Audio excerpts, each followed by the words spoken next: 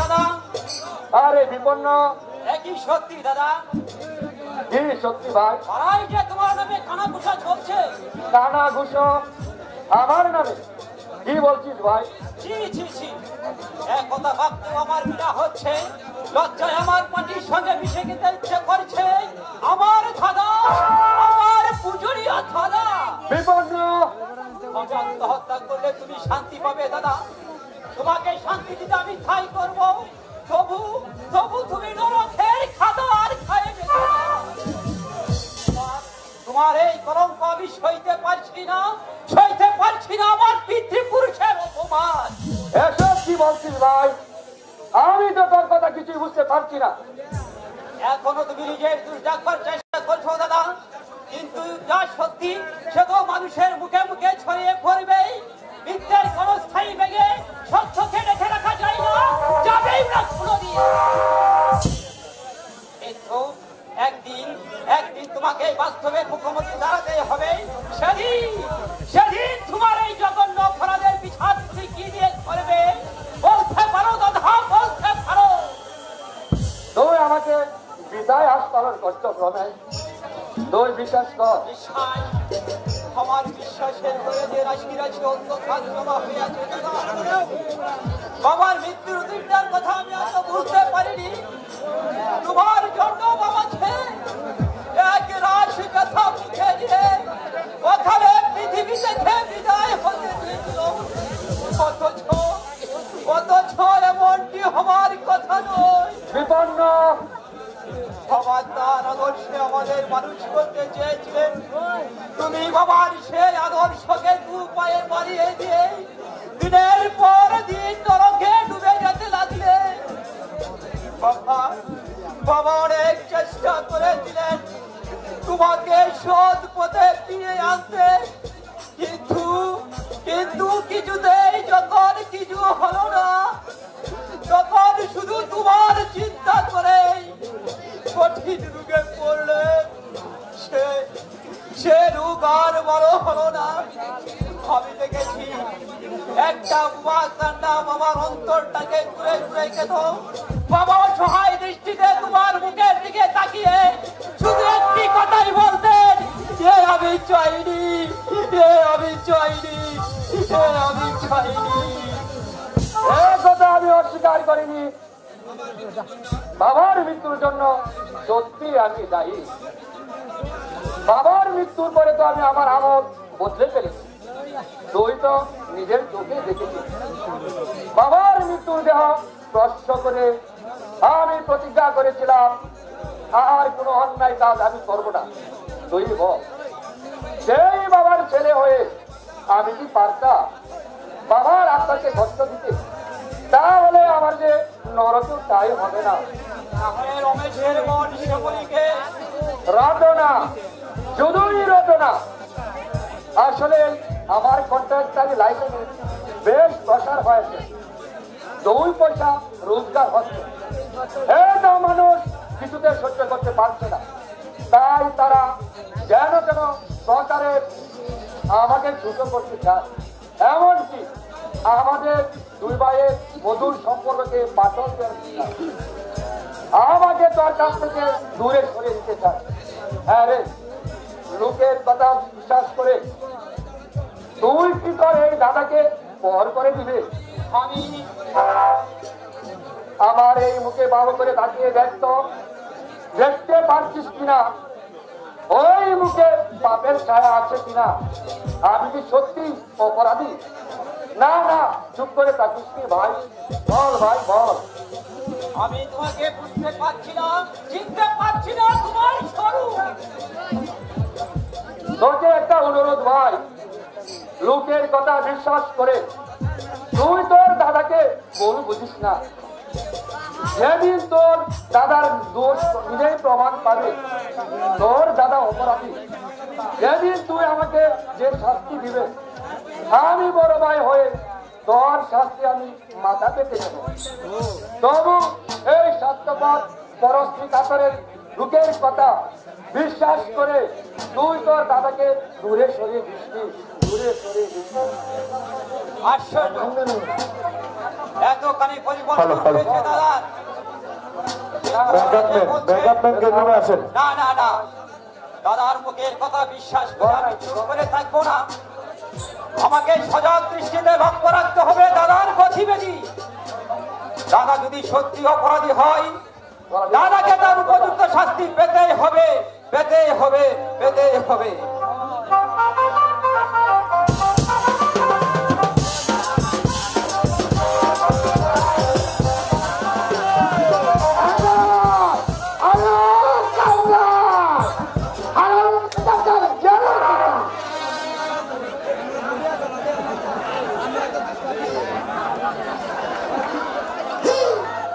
তোমার সঙ্গে জুড়ে আছি, মানে তার মানে তোমার সামনে পেছনে ডাইনে বাঁয়ে সব জায়গায় আছি।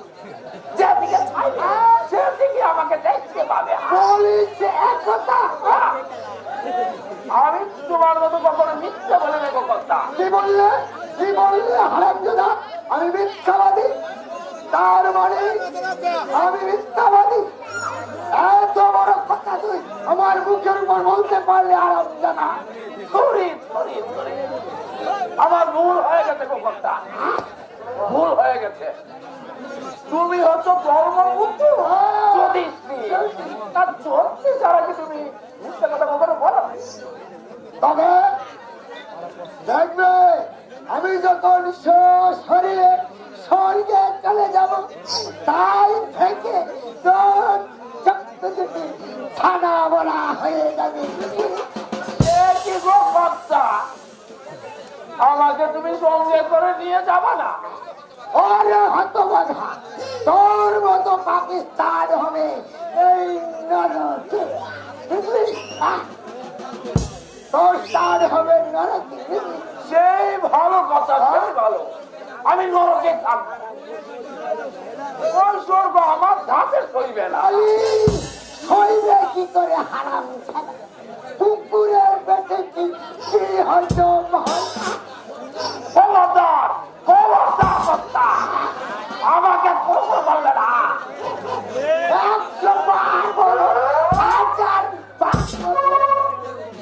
ওরে আমার কি কুটুম এলো রে, উনাকে আদর আপ্যায়ন করে মশাই মশাই করতে হবে। যত বেশ, আমি চললাম।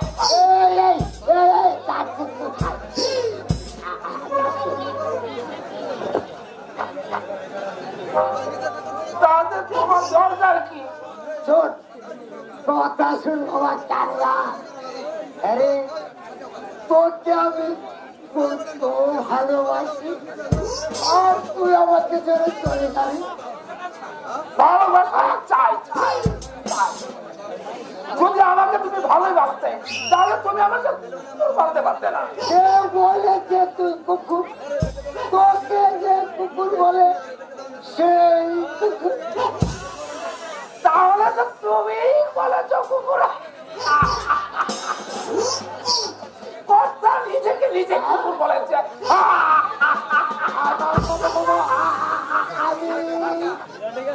আচ্ছা আচ্ছা, তুই এসব কথা মানি মানি করিস কেন রে?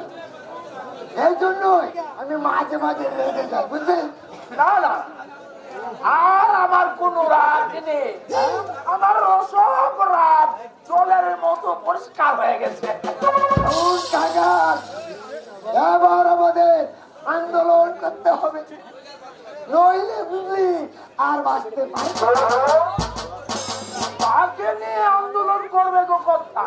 শান্তিপুর, যাত্রীঘাট, ওই পায়রা সব জায়গায় খবর দেয়।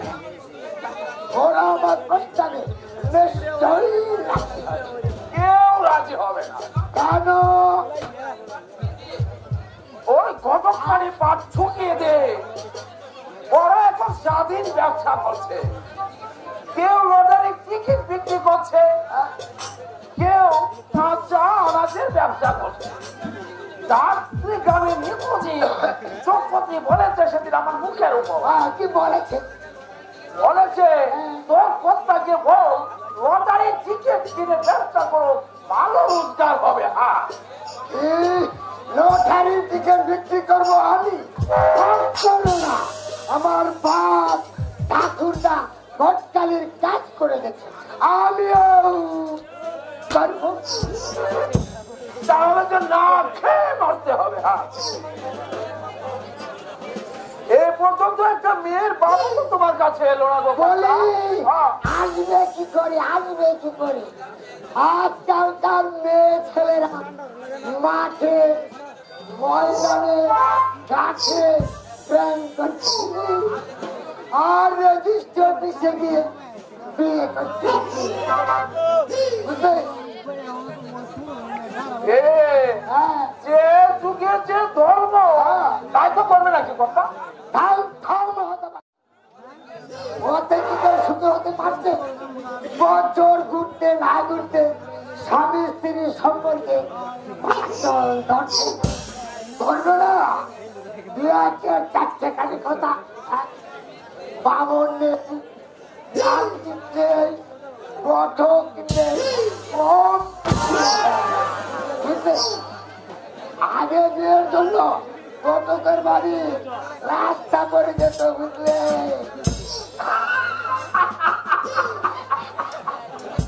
তাহলে কর্তা তুমি কি প্রেম করে বিয়ে করেছো? কি বললে হতে পারে? আমি প্রেম করে বিয়ে করছি। নয়তো কি সেই যে কিন্নি তোমার উপর রাগ করে বাপের বাড়ি চলে গেছে, এই পর্যন্ত আজ আসে নাই, তোমার দেহে নাই। বুঝি বুঝি কর্তা, আমি সব কিছু বুঝি।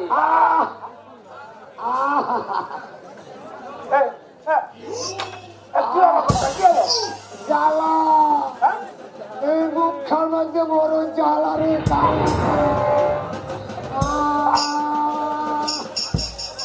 কর্তা, হাত খুলিয়ে দেবো। তাতে কি আর শান্তি আছে? তোর গিন্নি মার নরম হাতের চুয়া যদি একবার দেখা, জানি না ঠাকুর কবে অদমের মুখ ছুঁয়ে চাইবে, তবে তোর গিন্নি মা আমার স্বর্ণ বুকে ফিরে আসবে। মুখটা বড় কাকা করছে রে, কাকা বড় কাকা করছে। হ্যাঁ, গিন্নিমার সঙ্গে তোমার কি হয়েছিল গো কর্তা? কি আর হবে? এই মকর মুখু ভাড়া কাল হয়ে দাঁড়ালো, তোর গিন্নিমা পায়না ধরল, এই মকর মুখু ভাড়া করে এসেছে। তুই বল, কালী ব্যবসা মন্দ, টাকা কোথায় পাবো বল? টাকা। কিন্তু কিন্তু কথাই সে শুনলো না, তোর গিন্নিমা আমার কোনো কথাই শুনলো না। কমা সুন্দরী আমাকে কমা না করে রাগ করে বাপের বাড়ি, বুঝলে? তবে হ্যাঁ, কমা সুন্দরীতে আমি মকর মুকুবালা, বুঝলে? কি করে দেবে? আরে সেই জন্যই তো আমি আন্দোলন ধরবো, আমি মিছিল করে গ্রামে যাবো, প্রয়োজন হলে রেজিস্ট্রি অফিসে ডেপুটেশন করবো।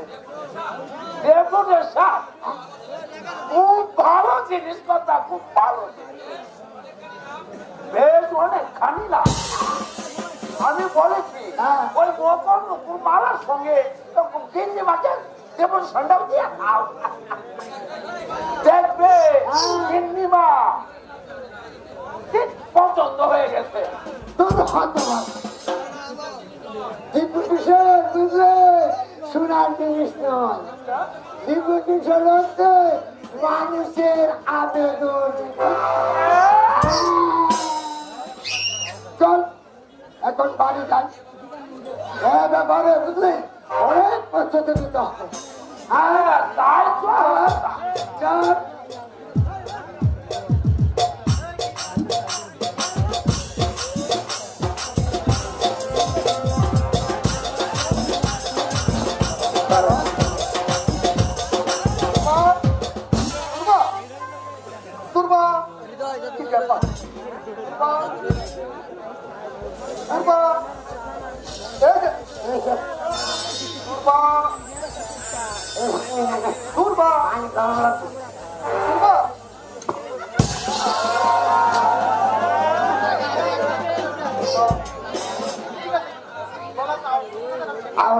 হাঁটতে যে চলতেছে আমি যে ওই গাছটার নিচে লুকিয়েছিলাম, তুমি কি কিছু দেখতে পাওনি?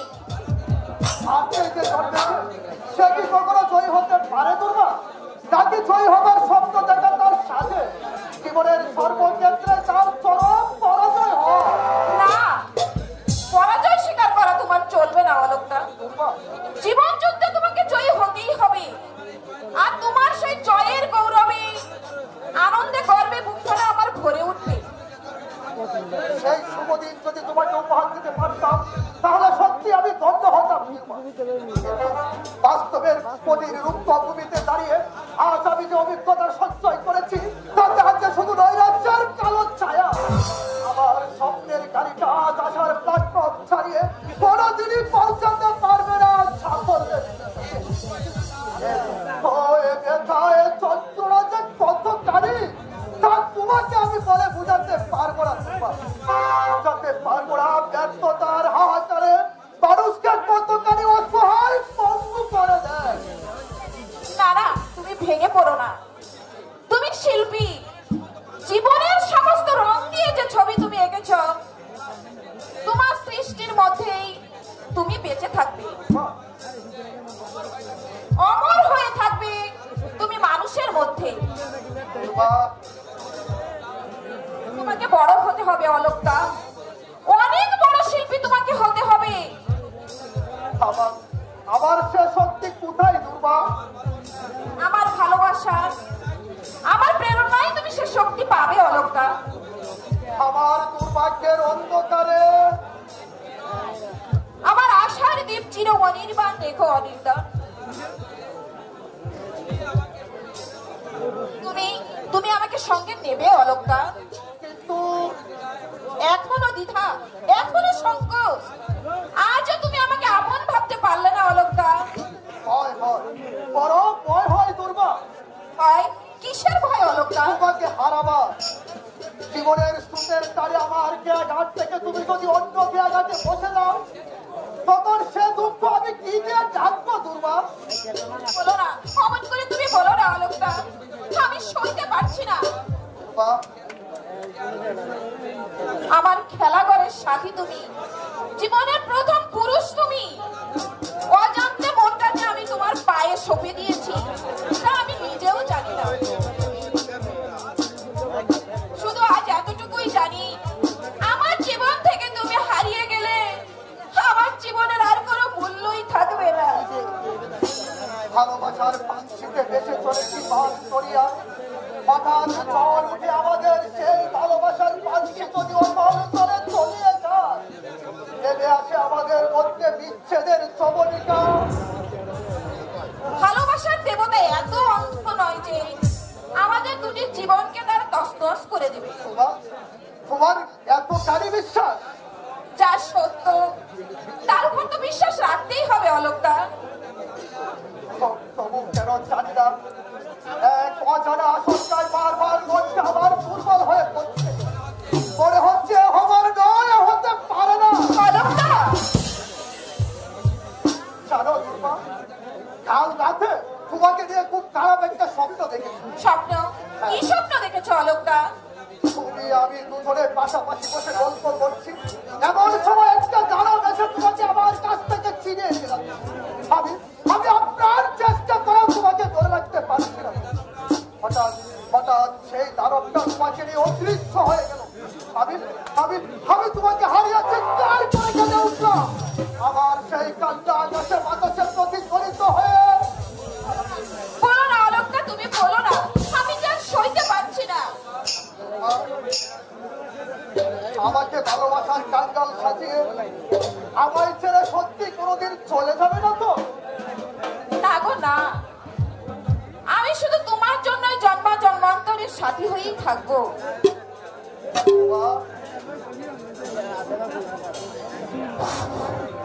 সাগরের মতোই গভীর, আকাশের মতো অসীম,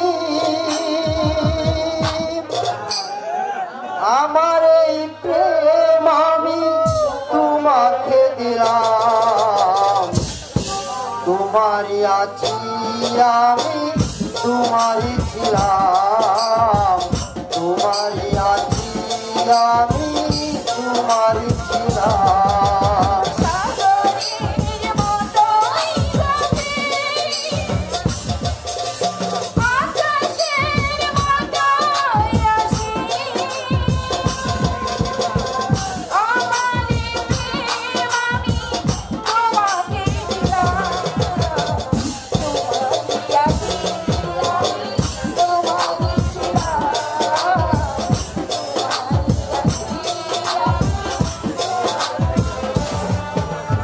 সাগরের মতোই গভীর, আকাশের মতোই অসীম, আমার এই প্রেম আমি তোমাকে দিলাম, তোমারই আছি আমি তোমারই ছিলাম, তোমারই আছি আমি তোমারই ছিলাম।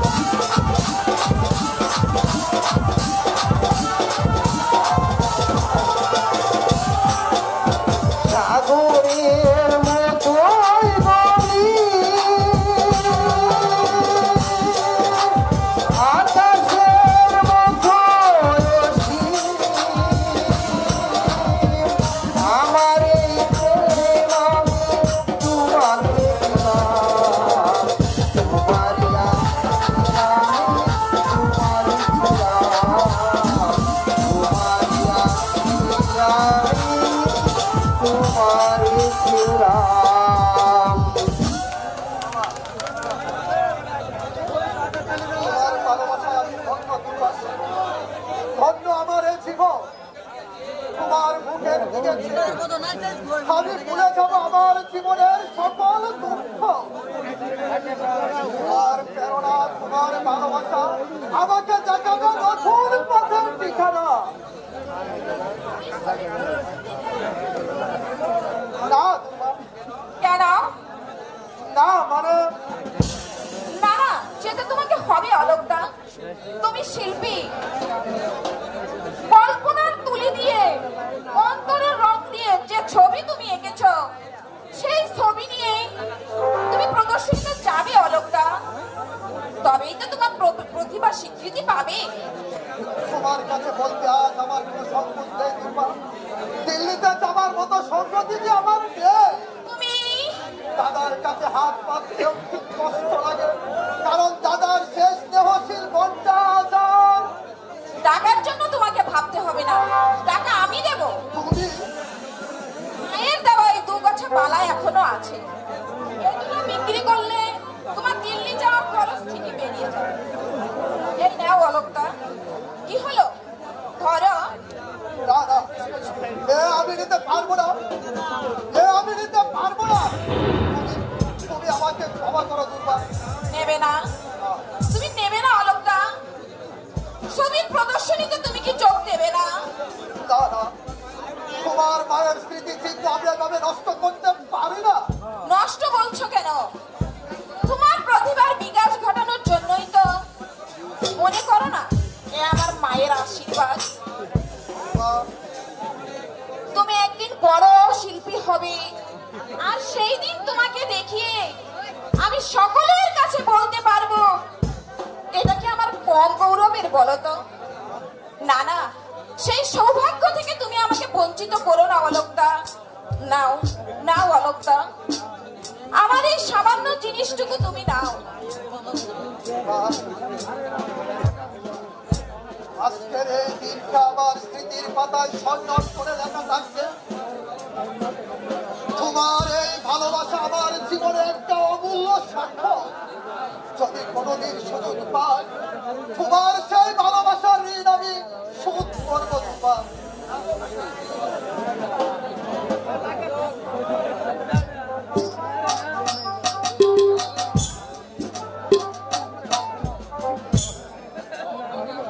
Hello, my dear Alok. You are lucky, very lucky. কেবল তুই কেন? আমাকে দেখে তোর আশ্চর্য হয়ে গেছে, তাই না? অবশ্যই আশ্চর্য হওয়ার কথা। এক Alok, 5 বছর আগে তুচ্ছ একটা কারণে আমাদের একটা বিবাদ হয়েছিল। আমি স্বীকার করছি, সেদিন আমার অন্যায় ছিল, কিন্তু তার জন্য আমি আজ অনুতপ্ত। তুই আমাকে ক্ষমা করে দিতে হয়। বাবা, আমি চাই আমাদের সেই পুরনো বন্ধুত্বকে ফিরে আনতে। আমাদের বন্ধুত্ব কিন্তু কিন্তু আমি যে কিছুতেই ভেবে পাচ্ছি না। বাবার কি আছে অলক? বোন মানুষই করে, আবার মানুষে করে সে মহাবুলের মহাসন্ত। আমাকে তো প্রায়শ্চিত্ত করার সুযোগটুকু দিয়ে অবশ্যই আমি জানি তোর কাছ থেকে আমি আগের মতো ভালোবাসা পাবো না, কিন্তু তোর হৃদয়ের সম্রাজ্ঞে এক উচ্চ স্থান অধিকার করে আছে দুর্বা। না না, তার জন্য আমি নিশ্চয় করছি না, কিন্তু শুধু আমার অনুরোধ, দুর্বার পাশে তরে হতভাগ্যের স্থান দিতে। চলো অলোকদা, এখানে আমার আর এক বিন্দুও ভালো লাগছে না। একই এই সবে মাত্র এলাম, অথচ কিছুক্ষণ গল্প গুজব করি। না রিপোর্ট, আমার মুডে সময় নেই। আগামীকাল ঘুরে আমাকে ছবির প্রদর্শনীতে যোগ দিতে দিল্লি যেতে হবে। তাই নাকি? এতে খুব আনন্দের বিষয়। ভগবানের কাছে প্রার্থনা করি এই শত্রুর মুখে ছাই দিয়ে দুই যেন মাথা উঁচু করে ফিরে আসতে পারে। চলো অলোকদা। হ্যাঁ চলো, আসছি রে বিপুল। আসবে, দিল্লি থেকে তুমি নিশ্চয় ফিরে আসবে, এসে দেখবে নবা তোমার মনের পাপিয়া তোমার শাখা ছেড়ে আমার শাখায় বসে গান গাচ্ছে। তুমি সেই যন্ত্রণায় ছটফট করবে। তুমি পাপিয়ার পালক নরক বুকে মুখ গুছিয়ে জয়ের আনন্দে মেতে উঠবে। তুমি কাঁদবে, আমি হাসবো। তুমি চতুর্দিকে অন্ধকার দেখবে, আমি দেখবো মোটো মোটো আলো। কি ব্যাপার স্যার, আপনি এখানে একা একা দাঁড়িয়ে হাসছেন কেন? মানুষ কখন হাসে, আনন্দে স্যার, কখন কাঁদে, আঘাত পেলে। পাবে হতভাগা, এমন আঘাত পাবে জীবনে আর কোনোদিন সোজা হয়ে দাঁড়াতে পারবে না। তার মেরুদণ্ড একেবারে ভেঙে যাবে। আপনি কার কথা বলছেন স্যার? অলোক মিত্রের কথা। বেটা বড় বেশি আশা করেছে, তার আশা ছাই দিয়ে একটা হিংস্র প্রাণী ওট পেটে বসে আছে, কিন্তু হতভাগা জানে না। আপনার কথা আমি কিছুই বুঝতে পারছি না স্যার। বুঝবে, সময় হলে সবই বুঝবে।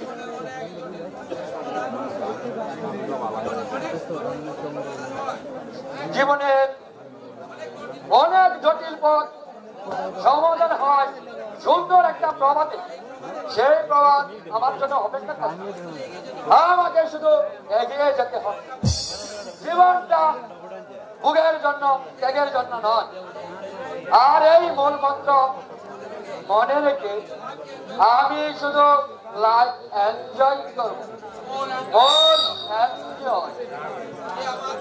যে আমার বাধা হয়ে দাঁড়াবে তাকে আমি দু পায়ে মারবে। সুন্দর সুন্দর এই প্রবাদ, কিন্তু সেই প্রবাদ আমার জীবনে কোনোদিন দেখা দেবে না। শয়তানের সঙ্গে হাত মিলিয়েছি আমি, জানি না আর কত পাপ কাজ আমাকে করতে হবে। কত অসহায় নারীর মর্মভাঙ্গা অভিশাপ আমার মাথায় নেমে আসে। মাঝে মাঝে মনে হয় এই জীবিত জীবন থেকে, কিন্তু না, মুক্তির কোনো পথ নেই। হাজার মাথা মুড়লেও শয়তান বিপুল সান্নালের কবল থেকে মুক্তি আমি পাবো না, কোনোদিন পাবো না, কোনোদিন পাবো না।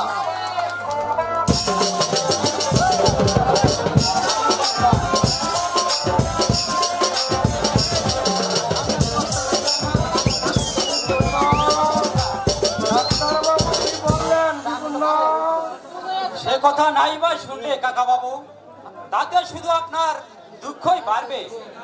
দুঃখে যার জীবন ধরা, সে আর নতুন করে কি দুঃখ পাবে বাবা? দুঃখ শুধু একটাই, সেদিন সে অ্যাক্সিডেন্টের পর যদি আমার মৃত্যু হতো, জীবনটা আজ আমার কাছে এমন কাকা বাবু, বন্ধ হয়ে বেঁচে থাকার মৃত্যু আমার ভালো হতো বাবা। আপনি ভেঙে পড়বেন না কাকা বাবু। এই বিশাল পৃথিবীতে আপনার মতো অনেক মানুষই আছে যারা পৃথিবীর সব সৌন্দর্য দেখেই বঞ্চিত। এটাই আমার জীবনের সবচেয়ে বড় দুঃখ বাবা। আমার এই চোখ দিয়ে এই সুন্দর পৃথিবী আমি আর কোনোদিন দেখতে পারবো না বাবা। মাঝে মাঝে মনে হয় ঢুকিয়ে খেতে আমার বুকের ভেতর আমি একটু লাঘব করি, কিন্তু দুর্ভাগ্যতা ভেবে যে আমি আর পারি না। আমি কাঁদলে মারা কাঁদতে কাঁদতে মরে যেত। কাকা বাবু, এই দুর্ভাগ্য তো আমার বড় ভাবনা হয় বাবা। 5 বছর বয়সে ওকে দেখে ওর পা মারা গেল।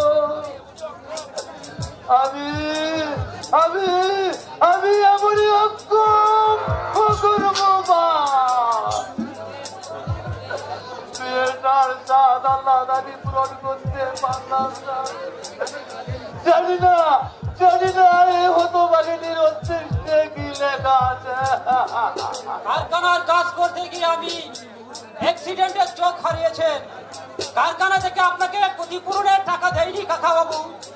টাকা দেওয়া তো দূরের কথা, এতটুকু আমি সহানুভূতি পাইলাম না। তুমি আমার দুঃখী দুঃখী হয়ে তোর কাছে স্পেশালিস্টের কাছে তুমি আমাকে নিয়ে এলে। আমি যদি দৃষ্টি শক্তি ফিরে পাই, ওরা তো এটা প্রয়োজন বোধ মনে করেনি। সে কি এতখানি নিচু মনোভাবের পরিচয় ওরা দিতে পারলো? জীবনে আমি কারো কোনো ক্ষতি করিনি, কারো কোনোদিন মনে আমি আঘাত দিইনি, কারো চোখের জলের কারণ হয়েও দাঁড়াইনি। অথচ আমার জীবনে এমন একটা দুর্ঘটনা ঘটে গেল। বলতে পারো বিপন্ন। শুধু তার মূল্য কি শুধু চোখের জল? মিথ্যার কাছে সত্য কি পরাজিত হয়ে থাকবে? এই সনাতন ভারত বসছে, সত্য কি একটি লুপ্ত হয়ে যাবে? না না কাকা বাবু, সততার জন্য আপনি একদিন নিশ্চয় পাবে। বিদ্যার কোন স্থায়ী মেঘ সত্যের উজ্জ্বল আলোকে ঢেকে রাখতে পারে না। এই সনাতন ভারতবর্ষ সত্য ছিল, সত্য আছে, সত্য থাকবে চিরদিন। বলো বলো বলো বাবা, তুমি আবার বলো। তোমার কথা শুনে মনে হচ্ছে আমার কিছু হারাইনি। আমি তোমার চোখ দিয়ে আমি আমার যে সুন্দর পৃথিবী দেখতে পাচ্ছি।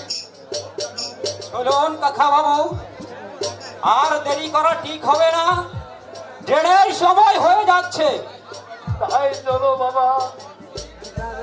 তুই জীবন নদীর তীরে দাঁড়িয়ে আমি কি পেলাম না, সেই হিসাব আমি করবো না। আমার জীবনের সবচেয়ে বড় আনন্দ সত্যকে মাথার মুকুট করে মিথ্যাকে আমি প্রতিরোধ করেছি। তাই আনন্দ দিয়ে আমি এই পেটক হারানোর ব্যথা ভুলে থাকবো, ভুলে যাবো আমার এই জীবনের কারের কথা, সত্যকারের কথা, সত্যকারের কথা।